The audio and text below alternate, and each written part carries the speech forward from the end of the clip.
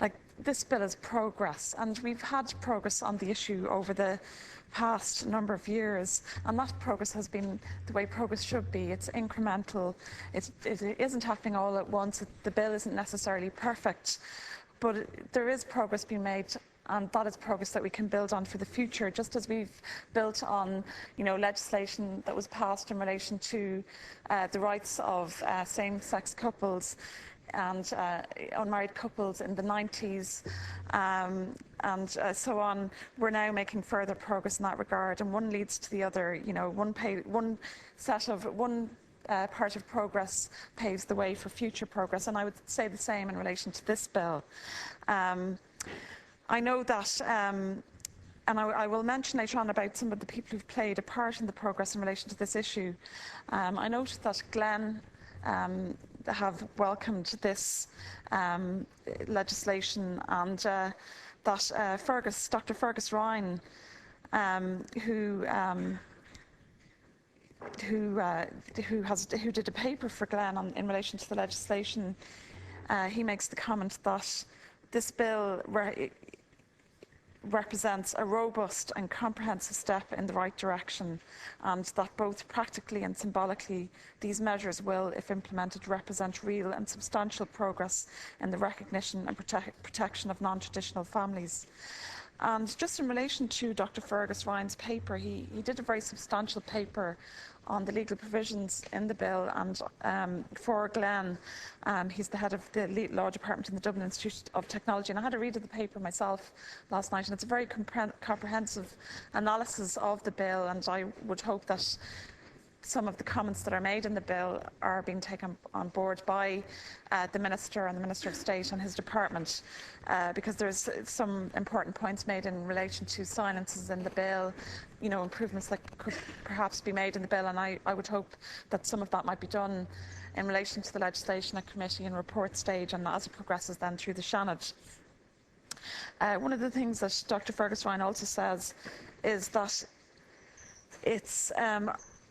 that arguably the bill represents the most far-reaching reform of family law in a generation, and how the bill affects 130 pieces of legislation, many of these very complex pieces of legislation, and some of those pieces of legislation very historic pieces of legislation in themselves, like, for example, the Succession Act and the family law, various pieces of family law legislation which gave rights in relation to the family home and so on.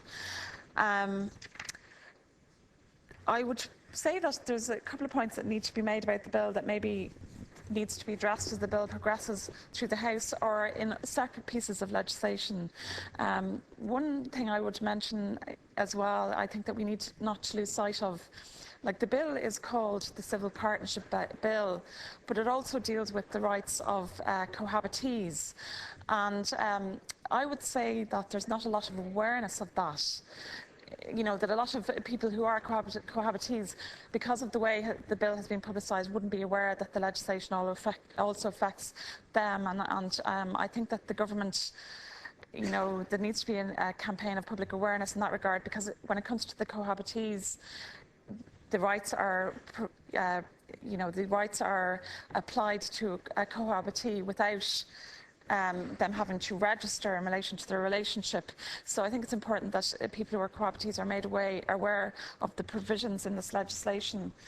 And one of the points that, again, I have to say I'm very thankful for this paper by Dr. Fergus Ryan, because it's a very informative analysis. But one of the points he makes is that in terms of the numbers of people that this legislation will affect, it's more significant in terms of the rights and obligations conferred on the cohabitees because of the number of families involved. And he talks about how the 2006 census estimated that there are over 120,000 cohabiting couples in the state, about 1/3 of whom have dependent children residing with them. So that's 120,000 couples, but also it's about 40,000 children who will be impacted upon by this legislation. And what I would ask, I suppose, maybe when the Minister is, if the government side is coming back in relation to this bill, it's speculated that after this bill is passed, there will then be changes made to the legislation to do with tax and social welfare. And I suppose I would be interested to know, will those changes apply to cohabitees as well? Because cohabitees, as they're treated by the law at the moment, they're in a catch-22 situation. The social welfare legislation applies to them and treats them as if they're a unit, and at the same time, the tax legislation which they could benefit from does not. So very often you would have cohabitees who are negatively impacted upon by the social welfare legislation, that they can't, one member of the couple can't qualify for job seekers benefit or job seekers allowance because they're means tested on their partner's income, but at the same time they don't get the tax advantages that a married couple would have. And I would hope that the tax benefits that married couples get would apply to both civil partners and cohabitees, and maybe the Minister might let us know what the plans of the government are in that regard.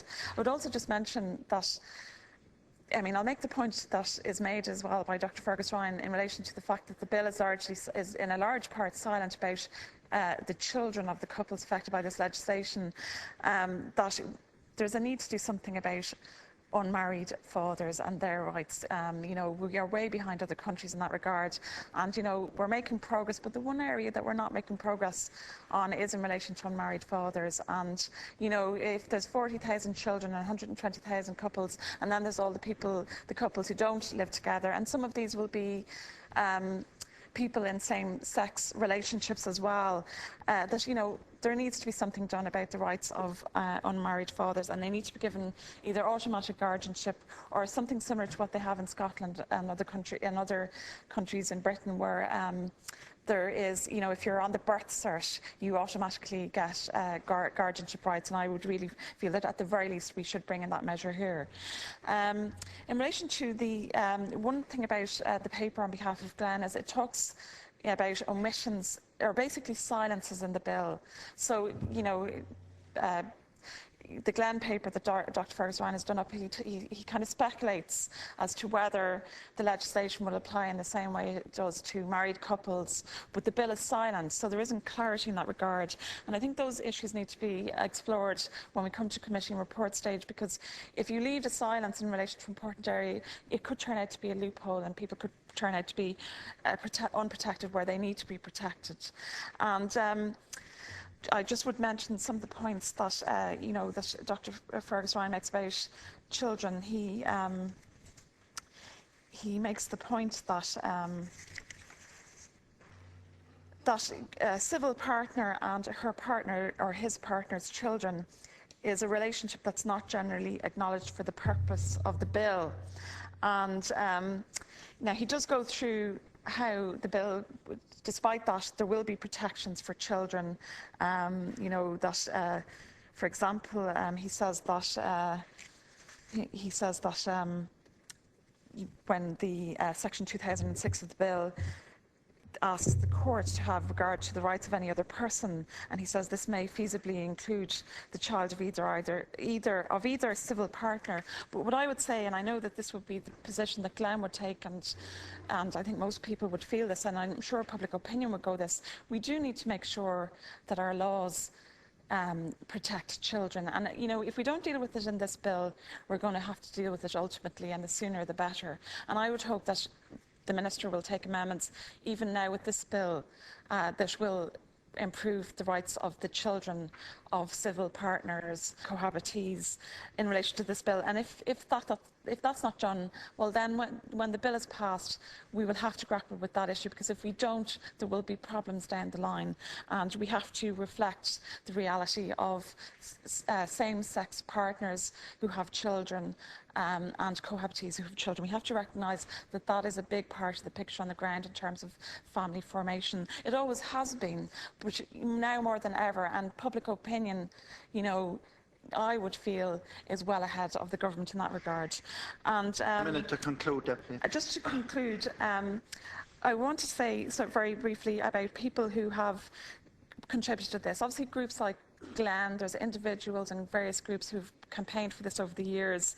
There's people who've taken brave decisions, including the Minister, Maura Geoghegan-Quinn, when she was Minister in 1993, and I'm pretty sure I was here and remember being here for that debate, and it was a very significant step at the time, and yet when we look back now, we would think that the opinions then were so out of date compared to now.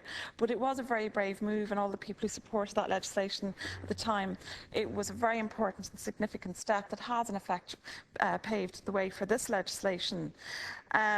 You know, in the Seanad, we talk about the Seanad. I was in the Seanad in 2004 when Senator David Norris had a bill in relation to this issue, and Senator David Norris has played a huge role as a senator and as an individual in terms of campaigning for the rights of both homosexuals and same-sex partners, and I think he needs to be commended for that. And it just shows, like, the Seanad has been produced fine senators, and it has been very progressive and has been an important part of our legislature.